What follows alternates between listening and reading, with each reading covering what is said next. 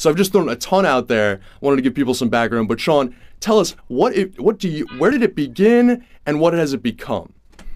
Well, it's a fantastic question. I think it's a question that we're going to be asking as storytellers, as journalists, as social activists, as academics. I mean, there's going to be many books written about this week, what happened, and the next month to probably the next year or two in Turkish history, because I think what's going to happen out of Taksim Square and out of Gezi Park is affecting the whole country, but it's affecting the Turkish model, which has been this ideal model given to the Middle East, in some ways pushed by the Bush administration and certainly the Obama administration post 2011.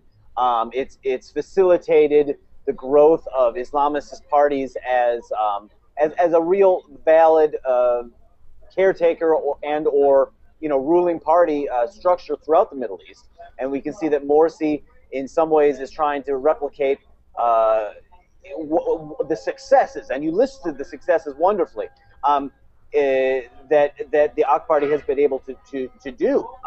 To give them fair acknowledgement, I mean, they have built a lot of infrastructure in the country also, while that infrastructure has been built in a privatized manner. That's something to accept too. And we're not. This is everything is about privatization. Everything is about neoliberalism with AK Party. I mean, and you hit on a great point too about green capital. I mean, I think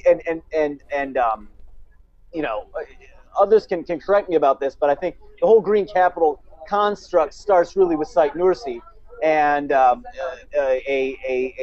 mystic / Sufi leader during Ataturk's period, and his supporters that came out of his group that became very active in the economy as a way to position themselves in the politics and enter into a position of power.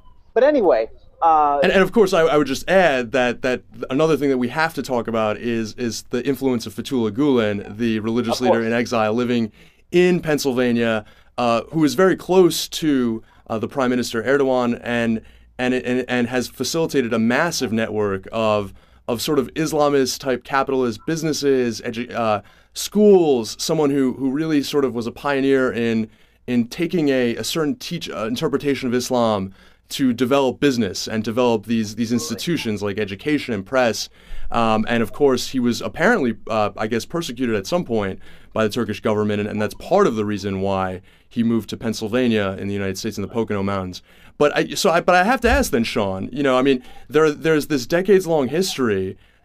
Famously, Erdogan was arrested as mayor of Istanbul for reciting a poem with religious overtones, knowing, to demonstrate the unfairness of those rules. Are the chickens just coming home to roost for the Kemalist secular elite in Istanbul? And it is, to what extent is this just a stage, sort of a backlash into a kind of Islamist politics that maybe the country needed to go through to account for all the repression of Islam that had occurred before? Well, all is true. I think in terms of the chickens coming home to roost, I think the chickens came home to roost starting in 2006 with the beginning of the Ergenekon trials and the mass arrests of very powerful Kemalist leaders in the country. A lot of those leaders, whether or not they're in media or whether or not they were in the military,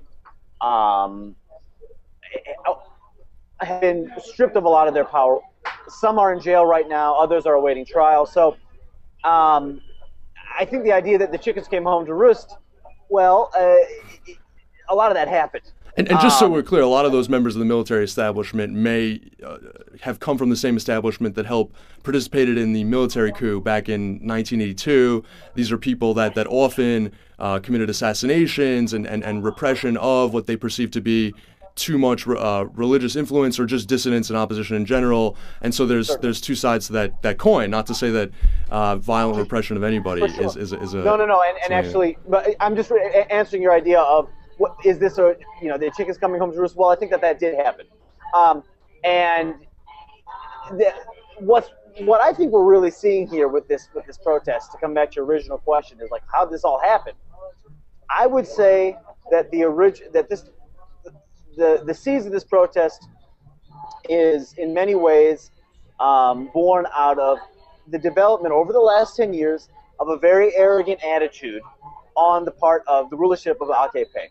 There's a quick story I'll relate that kind of gets to the heart of this. Prime Minister Recep Tayyip Erdogan, during the Children's Day, they have a Children's Day holiday in Turkey on April 23rd. This last year, the tradition is a boy or a girl will come into the Prime Minister's office. He'll put them on a chair, and they'll officially rule the country or whatever, be the Prime Minister for a day.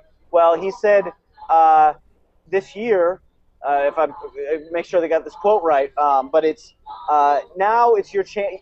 He said to the boy that was seated at his desk, now you'll be able to cut and hang.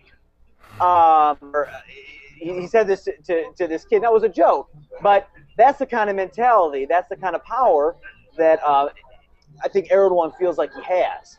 And you're right, he is, I would say, arguably, and he's definitely, if not the most powerful leader, or Turkish leader since Ataturk. He is in the top two. He and Menderes in the 1950s.